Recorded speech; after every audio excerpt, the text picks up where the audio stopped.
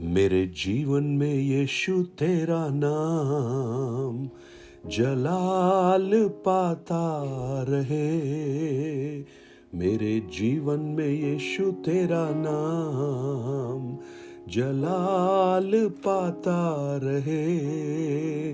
मेरा उठना बैठना, मेरा उठना बैठना, चलना तुझे भाता रहे। मेरे जीवन में यीशु तेरा नाम जलाल पाता रहे। मेरे जीवन में यीशु तेरा नाम जलाल पाता रहे। Good morning, praise the Lord.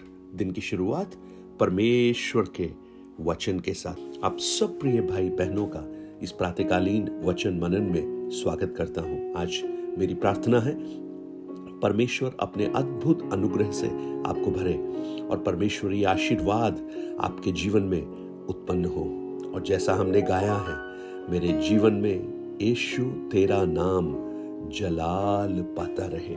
आज मैं आपका ध्यान भजन संहिता 128 और उसके चंद वचनों की ओर लाना चाहूंगा, जो 3 वचन और 4 वचन में हम पाते हैं।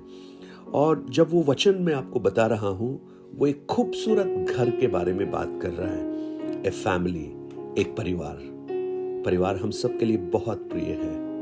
We work for family. हम काम करते हैं परिवार के लिए, अपने लिए और उससे बढ़कर अपने बच्चों के लिए, अपनी पत्नी, अपने घर के लिए।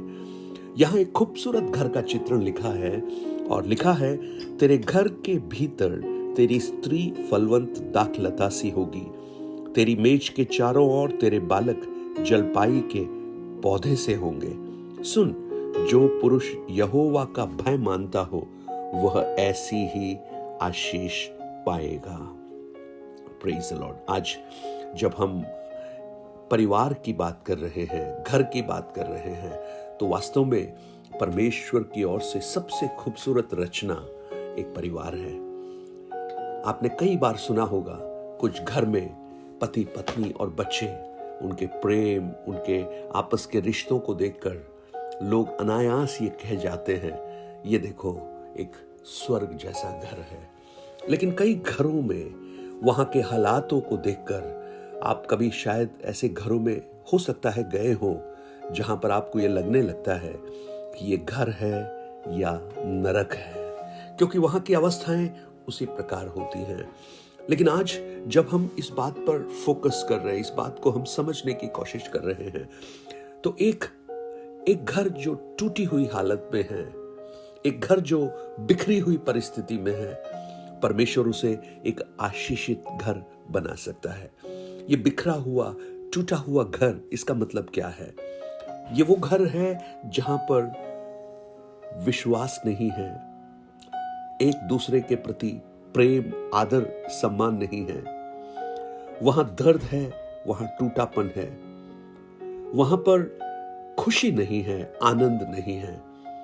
परंतु एक वो घर जो ब्लेस्ड है, आशीषित है। उसका मतलब क्या है?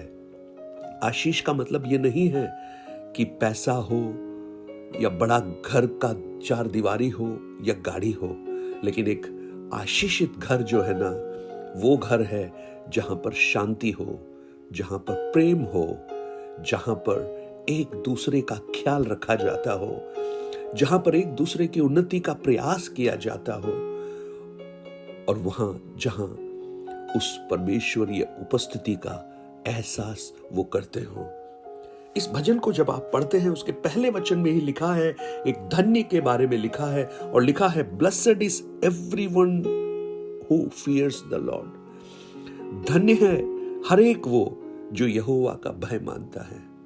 सांसारिक भाषा में धन्य जो है वो यहाँ की धन दौलत प्रतिष्ठा पर आधारित है।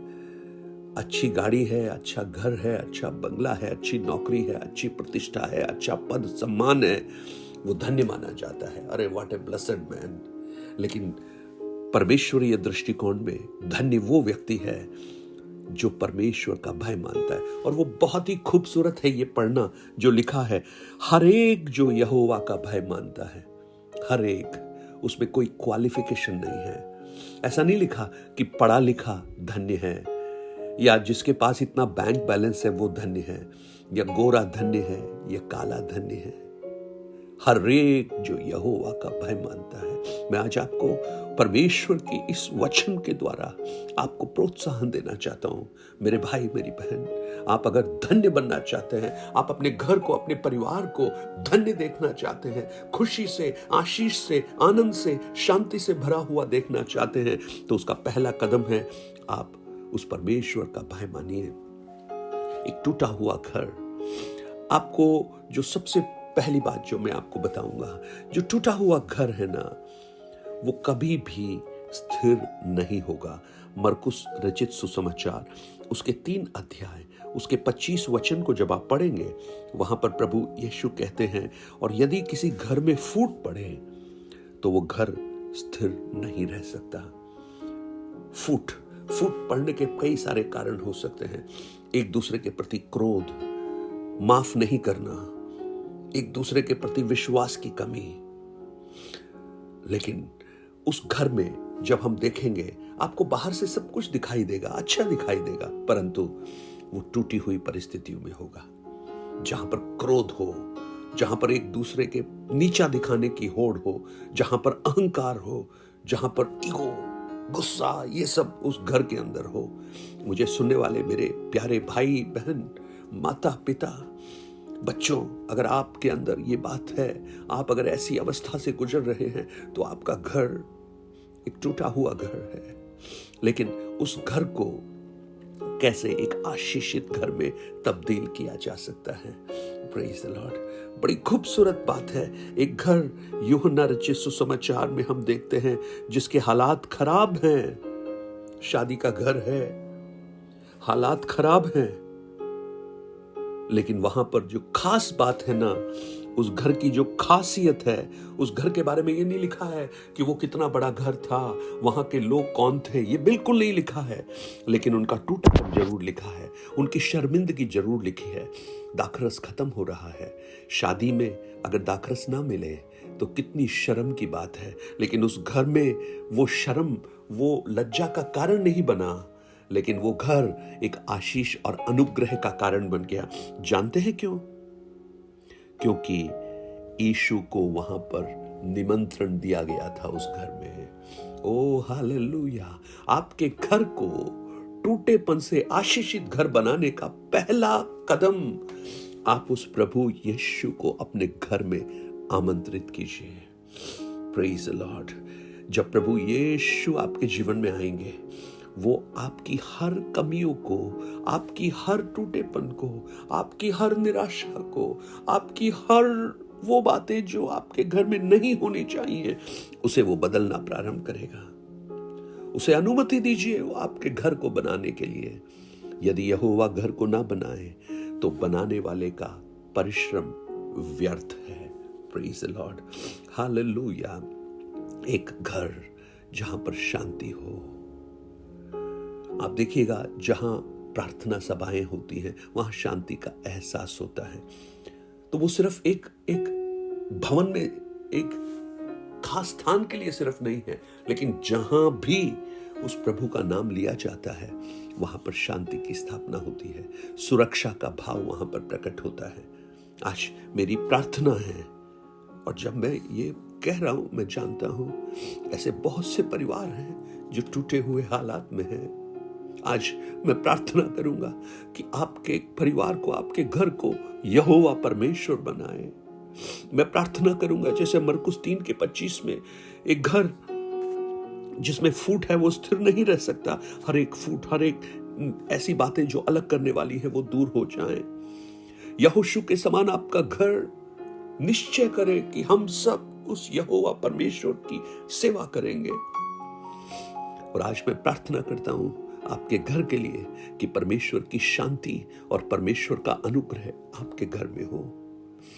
हालेलुया। प्रार्थना कीजिए अपने घर आने के लिए, प्रार्थना कीजिए अपने पति के लिए, पत्नी के लिए, बच्चों के लिए।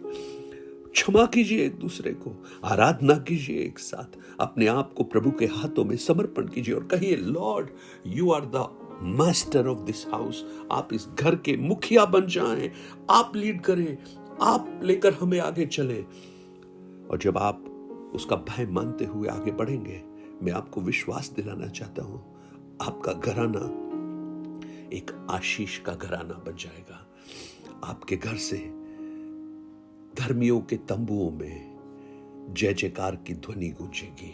Praise the Lord, hallelujah. प्रार्थना करें। स्वर्गीय पिता, आज मेरी प्रार्थना है कि आज इन वचनों को सुनने वाले मेरे भाई बहन, नौजवान, बच्चे, बहुत से बच्चे टूटे हैं, इसलिए नहीं कि उनको दुख है, लेकिन उनके माता पिता के हालातों को देखकर दुखी हैं। बहुत से माता पिता दुखी हैं अपने बच्चों के हालातों को देखकर, लेकिन पिता आज अपनी दया और करुणा को आप प्रकट कीजिए। आपने जिस आशीष के लिए घर को बनाया था, आदम और हव्वा को बनाकर उन्हें आशीष दी और कहा फूलो फलो और इस पृथ्वी पर फैल जाओ। प्रभु, वही आशीष आज मैं इनके परिवारों के लिए मांग रहा हूं। पिता, आपकी शांति, आपका अनुग्रह, आपकी दया, आपकी करुणा इस घर को बनाना प्रारंभ करे। उनके प्रयास नहीं, लेकिन आपके हाथ काम करना शुरू करे प्रभु, और ये घर अनुग्रहित हो जाए।